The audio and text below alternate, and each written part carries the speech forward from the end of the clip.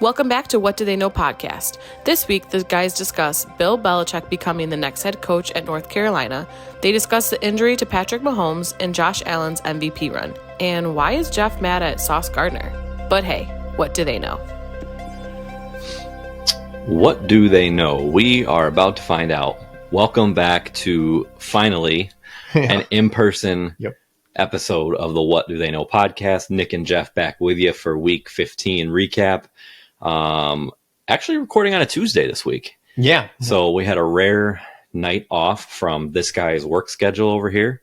Not working an overnight tonight. So we decided that we would get together before he jets off to sunny Arizona for a few weeks and get this episode rolling. So, I mean, if you're listening to this, it means that we figured out our technical problems.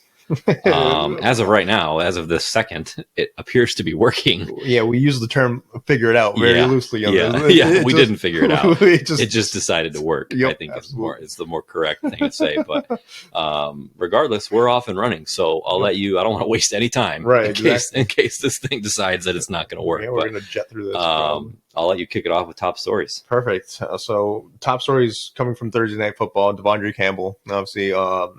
49ers linebacker,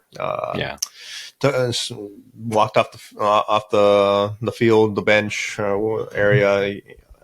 It's just one of those things where any player that quits on your team, it's definitely a big highlight of the week, because it's just a rare occasion that you don't see happen, because these players put their blood, sweat, and tears on the line for a very grueling off season and during the preseason and then training camp. Everything accumulates to just throw it away. It's very unusual for this circumstance to happen, but I definitely wanted to shine a light on this sort of thing, because Devondre Campbell, he was a focal point for that defense, because Drake Greenlaw was recovering from his torn Achilles from last year's Super Bowl. And he was playing 90% of the defensive snaps before this week, but Drake Greenlaw reclaimed his starting position. But it seemed Devondre Campbell was eyeing more of a selfishly starting role and didn't really want to be overtaken by anyone. I heard he got overtaken in the depth chart by D. Winters as well, so that kind of put a sour note on his attitude as well. Obviously, when they asked him to go back into the game, D. Winters left the game with a neck injury, and then he said no in the second quarter. So they bypassed him on that one, and then they asked him to go back in during the third quarter when Drake Greenlaw started feeling some discomfort, and I feel like his knee area. And that's when he took off was walked off the bench area into the locker room. So it's definitely one of those things where you don't hear about, but when it does happen, it's definitely one of those things where your teammates are going to rag on you. You're going to get suspended. You're going to get cut. You're not going to find another opportunity in the NFL that season. No, less than likely. It's definitely going to be an off-season thing where you're going to have to reevaluate your character, and if you're worthy of I guess, an interview or a workout for these other teams. They're definitely going to ask you about that situation. You better come prepared when it comes to giving it the right answer. It's not going to be an answer. It's going to be the right answer. Yeah, I mean, I feel like the only time I can recall anything like this is Vontae Davis, the corner who at the time was with the Bills. Yeah. I think wasn't at halftime. He basically just retired. He retired from football. And I mean, even that I would classify as a little different. Still not good, but it wasn't where he was like intentionally being defiant in the manner that this guy was. Yeah. I mean, I'm surprised, but I'm not at like how strong the comments were after the game from, I think, George Kittle, Kyle Shanahan. I think even Debo had something to say about it. Like, and everybody was very transparent and very vocal that they didn't appreciate what he did. Right. And rightfully so. I think it speaks to him as a person a little bit, in a negative way for sure. I mean, Chris Canny on ESPN Radio always talks about how you have your character, but then you also have your football character, and how this did not portray his football character in even a positive way whatsoever. Mm-hmm. I mean, so obviously they suspended him for the remainder of the season. I really question if who's going to go pick him up next year. Yeah. You know what I mean? Like, Yeah. I mean, And he signed a 1-year deal, so he's a free agent Yeah. in the offseason. Yep. So he's fair game to all other 31 teams, but like Yeah. who's going to go out there and take a chance on a guy who just quit on his team? Yeah. I just think it's a terrible, terrible look. And to my knowledge, I don't even, has he made a comment? Has he come out and said anything? I haven't heard anything. I don't from think him. he has at this point. We're now we're 5 days after, because it was a Thursday night game, and there's been no comment from him whatsoever that I'm aware of. Yeah, the longer he drags this out, the worse it looks on him. Yeah, man, come out and say something. Like, yeah. I had to crap. I had to say something. Yeah. You know what I mean? Like, yeah. You bring up Vontae Davis, and I think it's a little different. Obviously, Vontae Davis retired. At that point, you just know as a person, Yeah. like you're. I mean, still unusual. But. Yeah. But at this point, you're physically capable. You're playing 90% of your snaps. Obviously, you're there. You have the physical capabilities to do it. At that point, it's just all mental. Yep. And regardless of what happened, I don't know if it was a pout session because D. Winters and Dre Greenlaw overtook him in the depth chart, or whether he was not. I think that's exactly what it was. I'm assuming that's what it was. That's what they said, is that he lost his starting job and he threw a little bit of a hissy fit. Yeah. And what I heard from George Kittle was that there was some foreshadowing before the game that he was throwing some words around pregame, but he didn't go into details about what exactly. But obviously, we can all assume. But at this point, just say something, even if it's medical, physical, or whatever. But at the end of the day, this is a job, and this pays your bills. And this sets you up in the future, because right now it's looking like you don't have a future in the NFL. Yeah, for sure. But yeah, that's my top story. Okay. Moving on, we got Patrick Mahomes' injury. So Kansas City Chiefs in general, they're 13-1. They don't seem like a 13-1 team, to be honest with you. Patrick Mahomes' injury is definitely going to be a step back. They have Carson Wentz, right, as their backup quarterback. Yep.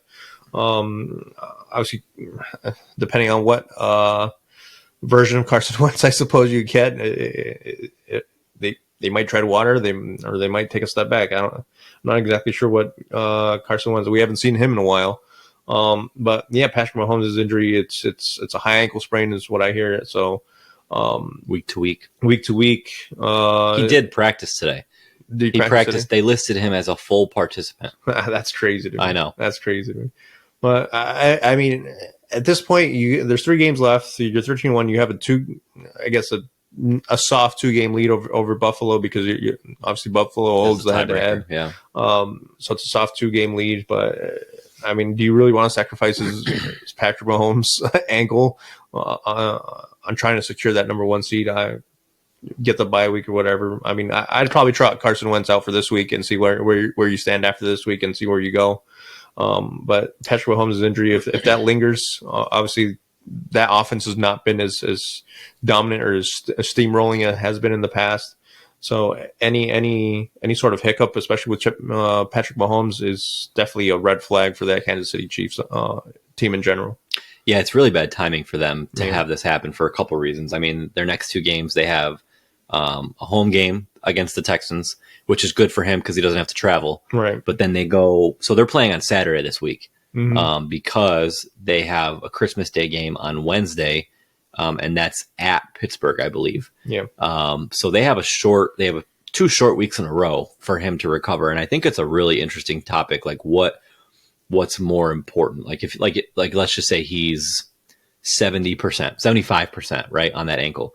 Do you throw him out there because you feel like it's that important to get the bye week? I mean, my argument would be, you saw them last year win the Super Bowl when they didn't have the bye week. They didn't have home field advantage. So they can do it. Right. And if he is truly not fully healthy, is it going to do more damage in the long run to him in the playoffs if you're putting him out there and he's not himself? He's not as mobile. Right. I mean, we saw what he could do. What was it, 2 years ago, where he had the high ankle sprain against Jacksonville in the second round of playoffs, could barely walk, but didn't. I think he missed a couple snaps, but really that was it. He played the next week against the Bengals. Obviously had that huge highlight, like scramble up the right sideline that ended up for the game-winning field goal in the AFC Championship game, and then ultimately, obviously, played in the Super Bowl with a week of rest. So he's shown that he's a super tough guy, and he's shown that he can deal with the high ankle sprain before. Right. Obviously, it's never going to be the exact same injury. It's probably always going to feel a little different. Right. But I think it's a really interesting topic, like how they view it, how bad it really is, and if they think that this year, the way they're playing, the way they're, have all these close games, is it really that crucially important that they get the bye week? I'll be curious to see, what, as the week progresses, as we get closer to Saturday, how he's feeling. I mean, we'll never know for sure, right? But what they ultimately decide to do. Yeah, the high ankle sprain that you suffered in the playoffs is obviously playoff football. You're not going to take Patrick Mahomes out of those games. But you still have 3 games left in your season, and then the playoffs start. That's quite a bit of tenure of games with rolling out with a high ankle sprain. To me, I think the safe play right now, especially with the 2-game lead over the Bills, is you trot Carson Wentz out this Saturday. See where you stand after that, and if Patrick Mahomes feels up to it to play Wednesday in Pittsburgh, then that's the way you go with it. But as of right now, I think it's way too great of a risk to trot out Patrick Mahomes on a short week with that high ankle sprain. Yeah, I mean, here's the thing: if he doesn't play, it's really realistic that the Bills will take over the number 1 spot. So. Yeah. The Chiefs' next 3 games, the last 3 games, we've already talked about a couple of them, right? They have Houston this week, then the Steelers, then they finish the season with the Broncos, who are 9-5, right? Not a walk in the park. Yep. Without Mahomes, they very easily could go 0-3. Right. Now, conversely, the Bills' last 3 games, New England, the Jets, New England. So the Bills are going to go 3-0, right? The Bills are going to be 14-3 at the end of the season, barring something completely unforeseen, right? So it's not ridiculous to say that if Mahomes doesn't play, they are going to lose that number 1 spot. They are going to lose that bye week. So it'll be really curious, man. I think that this is the Bills' opportunity. Like, they need to, play their best football, not take anything for granted. And in the event that he doesn't play, they really have an opportunity to capitalize here big time. Yeah, if I'm Kansas City, even if I lose the number 1 seed, I'm still rolling in the playoffs with a healthy Patrick Mahomes. I'm not risking that, to be honest. And anybody who's listening to this show any amount of time knows that what happens the first 18 weeks of the season does not matter to me. As for the Chiefs, like their season starts in January, right? So I just, it's an interesting story, but at the same time, is it just going to be something that we roll our eyes and say, well, it never even mattered to begin with, right? Probably not. So, all right. So my top story is something that I never thought that we would say or talk about. Okay. But Bill Belichick is going back to college. Bill Belichick. So last week, and it's so funny, when this story first came out, I think it was like InsideCarolina.com, some ridiculous website that you've never heard of was reporting that Bill Belichick took a meeting with the University of North Carolina for their head coaching job. And like, I literally saw that because it came in, ESPN app as like a developing story. Right. And I'm like, get the freak out of here. Like, there's no way. There's no way that Bill Belichick is going to college, much less a random university like North Carolina that is not known for their football. They're very clearly known for basketball. Right.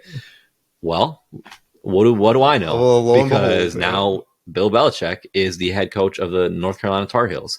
Right. And it is just the craziest thing to me. I can't wrap my mind around the fact that he came back to coaching and it's not in the NFL. Right. I mean, I feel like Bill Belichick has every opportunity to coach in the NFL, but he didn't. And that's the crazy part. I don't know who doesn't want him in the NFL. If he doesn't want himself in the NFL, if the NFL doesn't want him in the NFL, I don't know what's going on anymore. But it's definitely a strange view to see him in college because he's just such a professional that you can't view him taking that again. I mean, I wouldn't say it's a step down, but I mean, in terms of leagues, it's a step down. I think it is. Yeah, to college football, especially to a school like you said, is known for another sport, not football. Right. Obviously, North Carolina.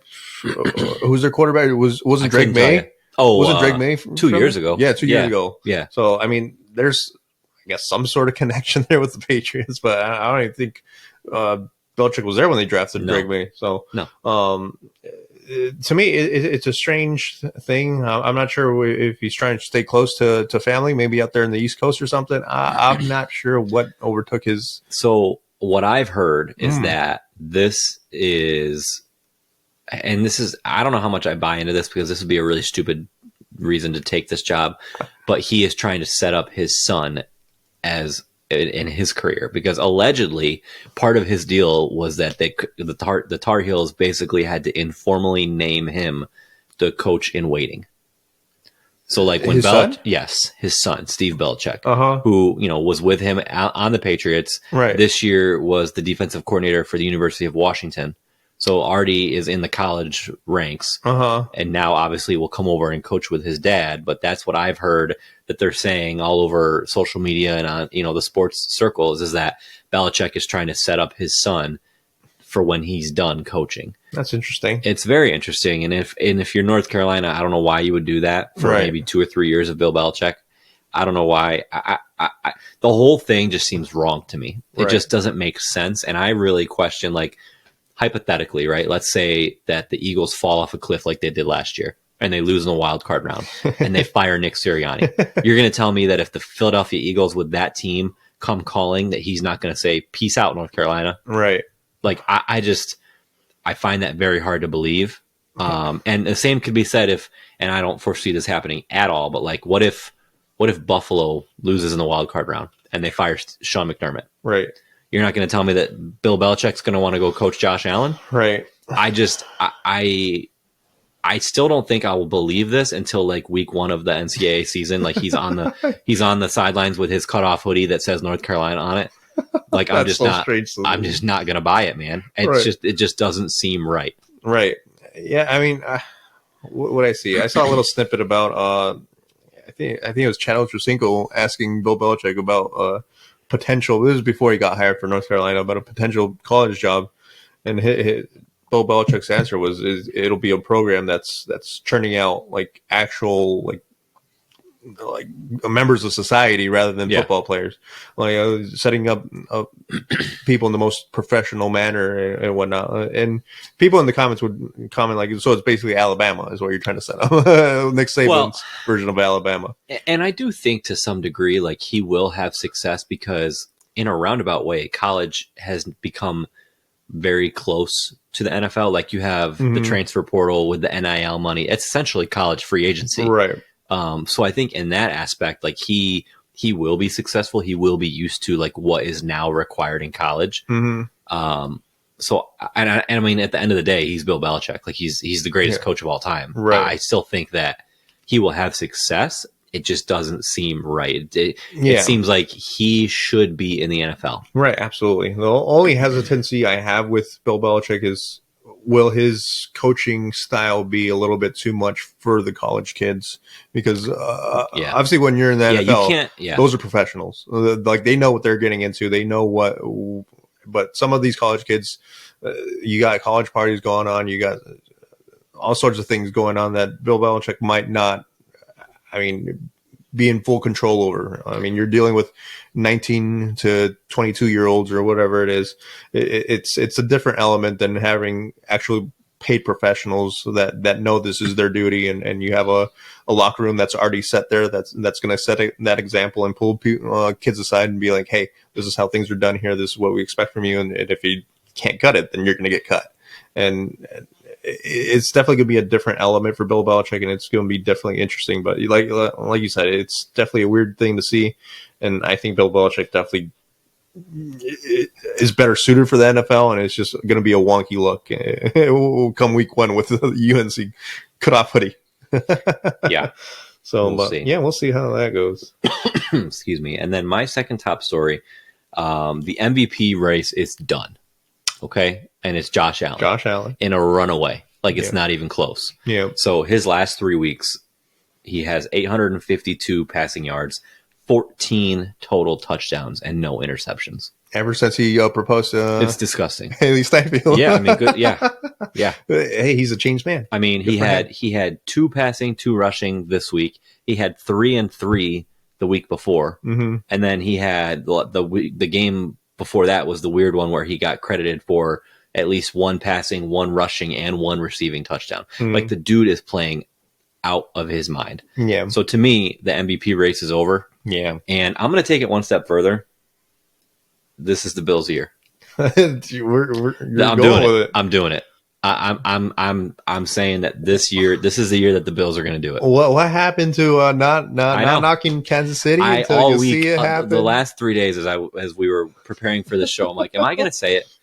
Am I going to do it? Because I truly feel like this is the year. If let me rephrase it in a different way, and I'm not backpedaling, I'm not hedging, but like, if they don't do it this year, they will never do it. Yeah, like, that's the way I see it. Like, this year, the way they're playing, the way Josh Allen is playing, the way that, you know, Kansas City has basically 13 wins in 1-score games. Yeah.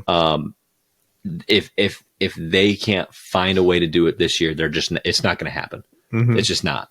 And so I think that, I mean, Josh Allen is the runaway MVP, and they're in the best position I think they've been in the Josh Allen / Sean McDermott time. Yeah. For them to get it done. Yeah. The one thing with the Bills though is they're gonna have to figure out something with their defense, because they've allowed 90 points over the past 2 weeks or something like that. That's insane. Yeah.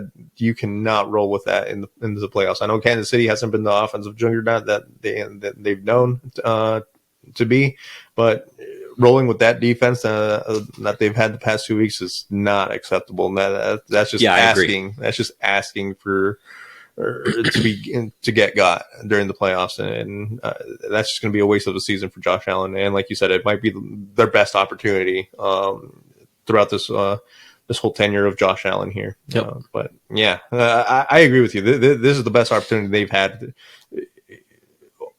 even during the past 5 years. Even with all the AFC championships and divisional playoffs matchups that they've had, we had Kansas City. This is the best team and feels like the most complete group they've had. So if it doesn't happen this year, like you say, it's nails in the coffin probably for Sean McDermott in general there too. Yeah. Yep. Which is just crazy that we're sitting here saying this, and I have no problem admitting when I'm dead wrong. I mean, you and I both at the beginning of the season said that we thought they were going to be basically not good. Yeah, we thought not make the playoffs. Yeah, we thought they'd take at least a step back. Yeah, absolutely.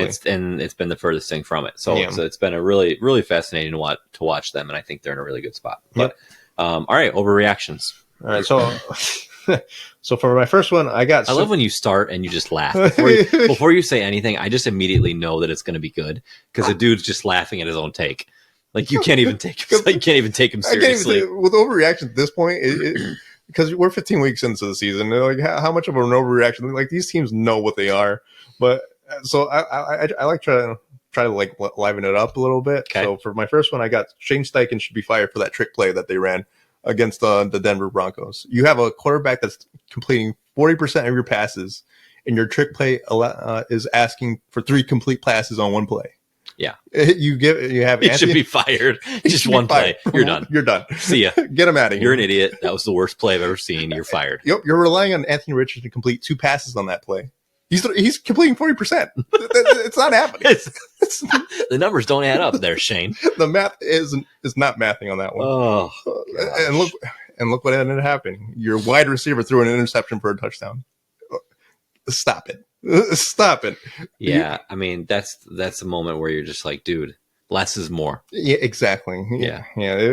For those that didn't see the play, it was Anthony Richardson passed it to Adonai Mitchell, and then pass it back to Anthony Richardson. But on that second pass back to Anthony Richardson, Nick Bonito intercepted it, took it back to the house for a quick 6. Like I said, your quarterback's completing 40% of his passes. You're expecting him to make 2 complete passes on one play. Stop it. Shane Steichen, you're better than that. Please. Jonathan Taylor, I know he fumbled in the end before the end zone and it went for a touchback, but that's your bread and butter. Yeah. Don't punish bench him for a series if that's what you want, because that sort of play is unforgivable, basically, because we see it happen every year. Probably even multiple times a year, that's your franchise running back. I get it, but to run that sort of play with Anthony Richardson at this point of his career, I'm just not I'm just not seeing the vision. You know what's so funny is I feel like every couple weeks we'll have an offensive coordinator, or in this case, just a play caller, just get too cute and really change the game. Like the one that comes to mind is Sunday Night Football earlier in the season. I want to say like week 4, week 5. It was the Bills and Ravens matchup. And, the Ravens came out on fire. They had, 2-3 touchdown lead, something like that. And in the second half, the Bills were kind of like, creeping in, the offense was clicking. And then they ran some stupid, ridiculous, like double pass. And Josh Allen got lit up and like fumbled the ball, and Baltimore recovered. And like the game was literally over at that point. Like you could just feel that it was done. Like they ruined all the momentum, any chance they had. And I feel like coaches, like it sounds good in theory, and then you don't execute, and before you know it, like all the momentum that you've just accrued is out the window. Because like I was watching that game, the Colts came out on fire. They were up 10-0. They had a stranglehold in that first half for sure. I mean, Bo Nix had 3 interceptions throughout that game. So it's just one of those things where you think you're going to catch them off guard, and you think you're being smarter, you're outsmarting your opponent, whatever. But when it comes to trick plays, there's a reason they're trick plays. There's a reason that you save those for usually playoff matchups, because that's when the opponent really doesn't see it coming, because you're just trying to trudge down the field, and your points are valuable at that point. But I mean, if you're the Colts, you had a kind of a stranglehold on the Broncos at that point. They weren't really matching up well with you at that point of the game. Just keep driving down the field, and with Jonathan Taylor, or if you want to run it with Anthony Richardson, you can. It's just one of those things where you outsmarted yourself at that point. But it's unfortunate. My second one, you'll love this one. Okay. So this stems from me benching Brian Thomas in every league. Love it. And Sauce Gardner is the most overrated quarterback in the league. I 1000% agree with you. Okay. And he should not be given an extension in the offseason. As a Jets fan, I couldn't agree more. Perfect. The dude either gets beat or gets called for holding. One of the two. Like, he is so handsy. I feel like, to his credit, his rookie year, he was phenomenal. Right. Like, he literally was like a game-changing corner. Yeah. Like Revis Island type corner. Yeah. But last year, he still was pretty decent. Got exposed a little bit. But, dude, this year it's been a complete... Like, he has not been good. Right. I agree. I mean, it's not an overreaction. He's not the corner that he came in the league as. Yeah, I mean, that rookie season definitely set him up for his future, I guess, name value that he's had. But yeah, I mean, going to the playoffs for fantasy purposes, going to the playoffs this year, I benched Brian Thomas in all my leagues because I was like, Sauce Gardner's is going to match up with him whenever he goes to his side of the field. And according to the stats, the Jets allowed the second fewest points to receivers. So I was like, you know what? I'm going to play it safe. I got too cute with it. I benched Brian Thomas, and it torched me. I texted you during the middle of that game. Is Sauce Gardner playing? Is he alive? Is he covering him? Is he covering him? And you said yes to both. Yes to both. Yeah, and that upset me in ways that I should not be upset. So at that point, you're telling me that you were livid at a Week 15 Jets Jaguars game for my fantasy. Yeah, absolutely. At this point, that's all the value that game has, and that's fantasy purposes. So yeah, Brian Thomas, I did not know your game, my man. I apologize. Shout out, Brian Thomas Jr. Yep. I mean, I've been rolling with him all year, interchanging him and Zay Flowers. But I made the wrong call on this one. So, Brian Thomas, you are in my starting lineup this week. I'll tell you that. Boy. Yep. But yeah, that's my overreactions. Okay, I like those. Those are fun. Perfect. So my first one, the Lions are done. That's not fun. The Lions, no, this is not fun. It hurts my heart to say this, okay? But I think that they are at a point where they are accruing too many injuries than they can overcome. Yeah. So this week they lost David Montgomery more than likely for the year. They haven't technically put him on IR yet, but report says he has a torn MCL. They already lost Aiden Hutchinson for the year. Alex Anzalone, I want to say, with an arm injury. They lost Carlton Davis. They lost Alain McNeil. Malcolm Rodriguez. Like the list just goes on and on and on and on. Mhm. Only one of those are on offense. And so their defense at this point is just being completely depleted. I mean, they gave up 48 to the Bills this week. Yeah. I just really question how much their defense can hold up I mean, clearly they showed this week that they just can't. Right. I mean, it got to the point where Dan Campbell tried to do an onside kick with like 13 minutes left in the game to gain a possession because they literally could not stop Buffalo's defense. And so I just think when it comes to a team like Minnesota or Philadelphia, and quite honestly, I think you even have to put Tampa Bay in the conversation now. Like, are they going to be able to stop? We know they can score, right? That's not an issue. Mm-hmm. But are they going to be able to stop these teams? I really don't know what the answer is anymore. I really don't. Yeah. And it's a shame. Yeah. A team this good, for them potentially to have their season altered by injuries, it just sucks. It's the worst part of football. But it is, I mean, it's part of the game at the end of the day. Yeah, and it's funny because I feel like the Bills and the Lions are like two sides of the same coin. They have amazing offenses right now, but their defenses, no defense. Yeah, their defenses are either struggling or they're facing challenges with injuries. The thing with the Lions, though, is I feel like the NFC has a lot more higher powered offenses than the AFC side does. I agree. The AFC is more defense. In my absolutely. Steelers, Chiefs. Yep. Chargers, Broncos, all defensively minded. The Ravens are probably your biggest challenge offensively, simply because of Lamar Jackson. But in the NFC side, you got, like you said, the Tampa Bay Buccaneers with Baker Mayfield and Mike Evans being they put up 40 this week on the best defense in the league. Number one Chargers defense. Yep, absolutely. So that's something to keep in mind. Obviously, Minnesota. If Sam Darnold is not turning the ball over, that team is scoring. Green Bay, Jordan Love. It's a scary route to get to the Super Bowl. Yeah, the NFC is a gauntlet. Yeah, it's an absolute gauntlet. Yep. So there's just no favors being done with every injury that the Lions accrue.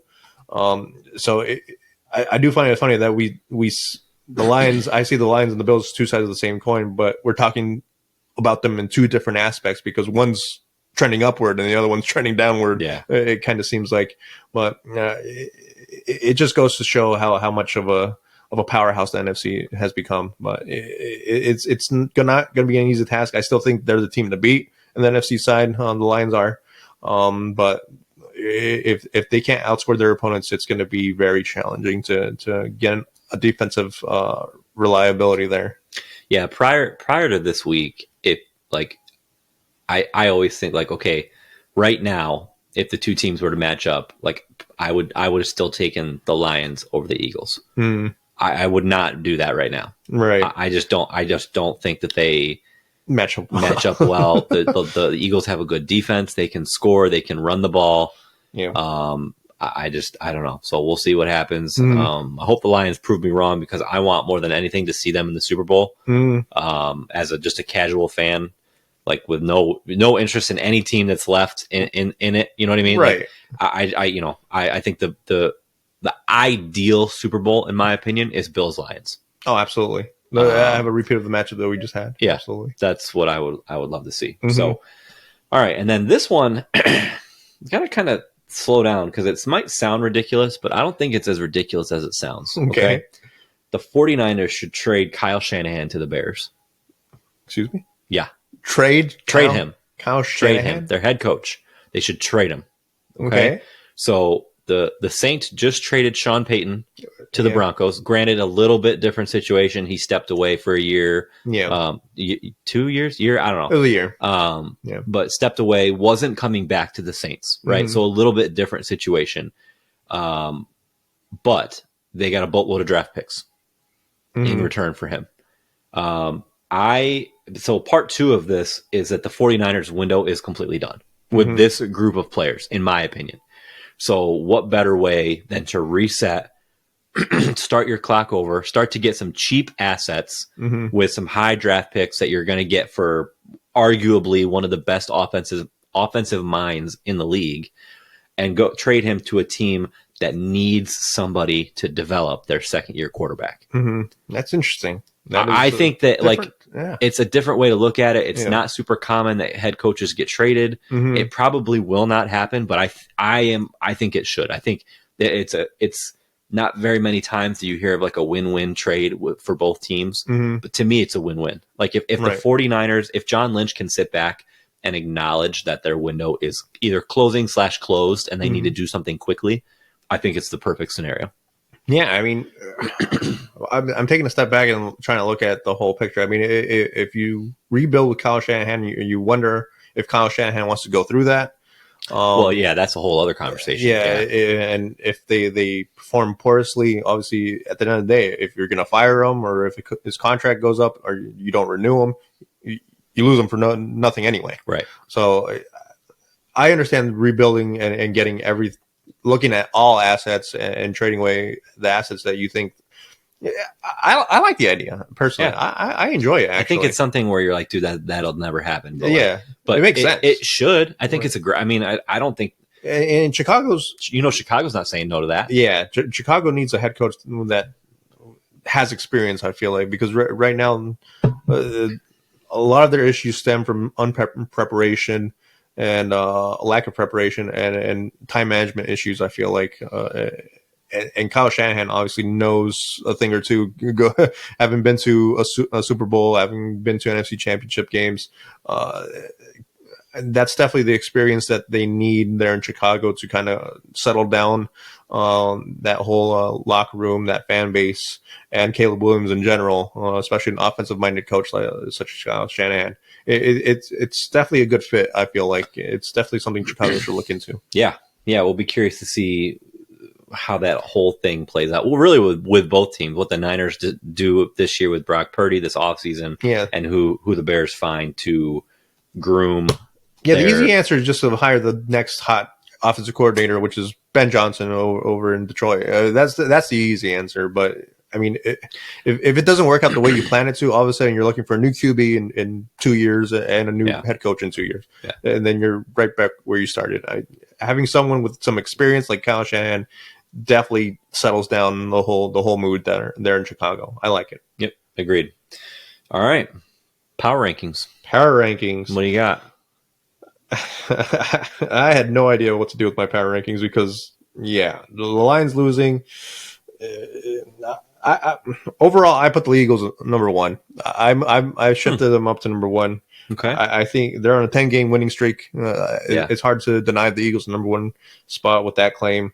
I only set the Lions down to 2. Okay. This is just one of those games where you face a very good opponent. I'm not going to knock you down for losing to a very good opponent like the Bills. Yep. Number 3, I got the Vikings. 12-2, challenging the Lions for the NFC North title right there. I think they're just quietly being the aggressor that no one expected them to be. Number 4, I got the Bills. They've been impressive. Josh Allen, like you said, is the runaway MVP in my book as well. The number 5, the Chiefs, 13-1 is nothing to sneeze at. Even nope. They don't ask how, they ask how many type of ordeal right there. So with the Chiefs, it's hard to deny a 13-1 record there. I mean, it's hard not to put them up higher, but with Patrick Mahomes' injury, it's hard to argue that they should be higher. So that's what I got. Okay. The Chiefs are still not in my top 5. I still don't think that they are better than these 5 teams that I have. So number 1, I actually put the Bills. Okay. I think the Bills are the best team in the league right now. Mm-hmm. They're the hottest team in the league. Their offense is on fire. I mean, we've talked about it already. I think they're going to win out. They're going to finish 14-3. Mm-hmm. I think they're the best. They're the best team going right now. Number 2, I have the Eagles. Again, go back 10 minutes to what I just said. If the Eagles and Lions play each other right now, I think the Eagles win that game. Right. So that's why I put the Eagles in front of the Lions. Lions are at 3 for me.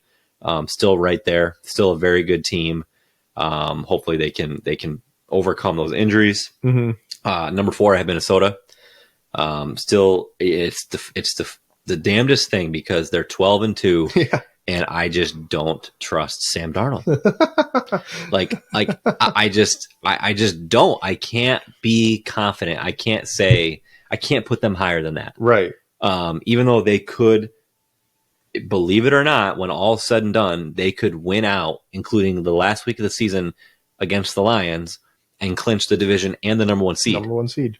but I just don't trust them. But they're number 4 for me. Yeah. And then number 5, I have Green Bay. Green Bay. So the NFC North is the best division in football. Can you imagine having 10 wins at this stage in the season and being 3rd place in your division? How just horrible that would be. Yeah. I mean, it's got to be the best division in football that we've seen in a very long time. Mm-hmm. Like, I can't recall in recent memory a division with this quality of teams. Like, even last year with the AFC North, they didn't have this many teams with this amount of wins. Mm-hmm. They all hovered right around 9, 10, 11 wins. These teams are all going to have 12 to 13 wins. Right.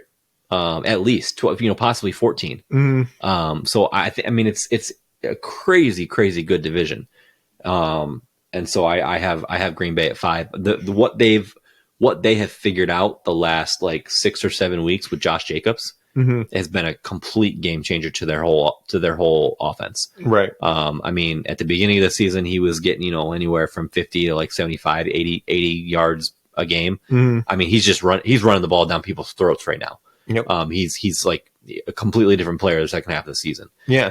So he's really changed the complexion of that offense for me and made them, I think in a roundabout way, it's made Jordan Love have to do less. Right. Which I think is good because he's shown he has that gunslinger, like gonna throw a pick mentality. Yeah. And it kind of is preventing him from having to do too much because Josh Jacobs is just running the ball down people's throats. Yeah, you limit the opportunities that Jordan Love has to make mistake. Yeah. You're only helping yourself there. Yeah. Josh Jacobs is definitely having like a vintage back when he was in Oakland. I'm pretty sure he was back in Oakland, right? Yeah. Before the Raiders moved to Vegas. Yep. So Josh Jacobs is revitalized. He's been doing what he's known to do, and that's ground and pound. Green Bay is definitely not going to be an easy out there in the playoffs at all. No. But yeah, like you said, it must be a little demoralizing to be. Can you imagine 10 wins and you're playing probably 2 road games on your way to a Super Bowl run? If you're looking, they're gonna have let's say 11 or 12 wins, and they're not even going to be the top wild card spot. Yeah, that's insane. Yeah, that's insane. They're going to be the 6th seed. The 6th seed. It's unreal. Yeah, that's. I mean, it's definitely a huge advantage, especially in Green Bay, because of how frigid the temperatures get there. But I mean, I don't know. It's definitely impressive to see that division roll out the teams that they have. And obviously Chicago, if they can figure that out, all of a sudden you're looking at a division with 4 very good teams, pending Chicago's head coaching decision next year. But that's definitely a division to watch for the next 5 years. Okay. Yep. Absolutely. All right. So we will finish the show off with our picks. I don't know why we're doing this. I really don't. So I once again just laid an egg last week. I was 1-3. So just to recap, we did 2 game of the weeks last week. Mm-hmm. The only one I got right was my lock, which was the Chiefs over the Browns. My upset was Jacksonville over the Jets, which, the Jets play their best football in December when they're out of it. Right. I picked the Lions over the Bills in the game of the week, and then I picked the Steelers and the Eagles over the Eagles, in the game of the week. So I got both of those wrong. Interesting. So 1-3 brings me to 15-25. Phenomenal. Still got a chance. Outside looking in. So you're saying there's a chance. You went 3-1 last week. Would you like to remind the people who you picked? Yeah, so for our game of the weeks, both of them, I got them both right. I got the Bills over the Lions, and then and then the Eagles over the Steelers. So what can I say? And then the lock, I had the Ravens over the Giants, and the Ravens basically handled the Giants pretty well. Did. And then the upset, Dolphins over the Texans. Dolphins. You got to stop picking the Dolphins. Yeah, stick a fork in them. Yeah. Tua, get them out of here. Tyreek Hill, get them out of here. Arrest them. Miami police, where you at? Oh, my God. Miami police, where you at? Yeah, no longer. Miami does not exist to me anymore. All right. I love it. So our game of the week this week is going to be Steelers at the Ravens. Excuse me. The Ravens. Love this matchup. I could watch this game 17 weeks straight, these 2 teams, and I wouldn't get sick of it. Right. So my lock this week is Buffalo over New England. Okay. That's like a 14-point spread. Yeah. Or something insane. I think, so that doesn't have to be explained any further than that. My upset is Denver over the Chargers. Yep. It's the Thursday night game. I'm a little nervous about this because Denver's the road team. Yeah. So they have to travel, short week, blah, blah, blah. But Denver's, I think, playing better football right now than the Chargers. Chargers just are coming off of a beatdown of Tampa Bay.